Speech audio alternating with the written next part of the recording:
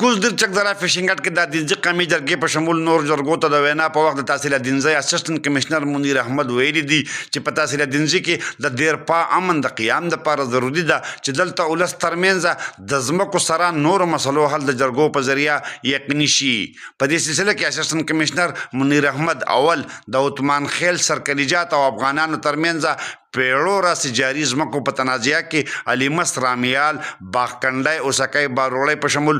نورو کلو مشرانو او چکدره سیاسده افغانانو ترمنځ ملاقات کې اسسټنټ کمشنر مشرانو ته ویلي دي چې د دې ترمنځ د ځمکو مقدمې د کلونو نه په عدالتونو کې زیر سماعت فیصلو عملي کولو ته انتظار په ځای مقامي جرګو ته اهمیت ورکړي او د سلسله کې د کلو په سطح خپلې مشورې مکمل کولو نه پس جرګې ته لار سمه کړي.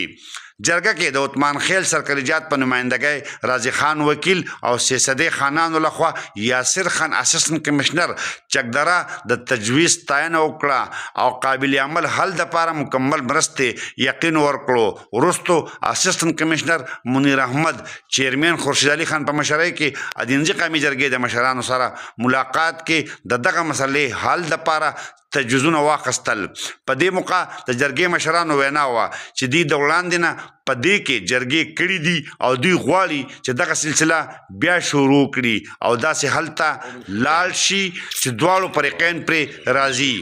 خو وخت به اخلي. اسسټنټ کمشنر منیر احمد د جرګې د مشرانو ته وویل اسسټنټ کمشنر منیر احمد د جرګې مشرانو ته وویل چې خپل کار شروع کړي او تر ممکن حده پورې هر هفته کې خپلې غونډې یقیني کړي. محمد اسرار خیبر نیوز چکدره کوزدر.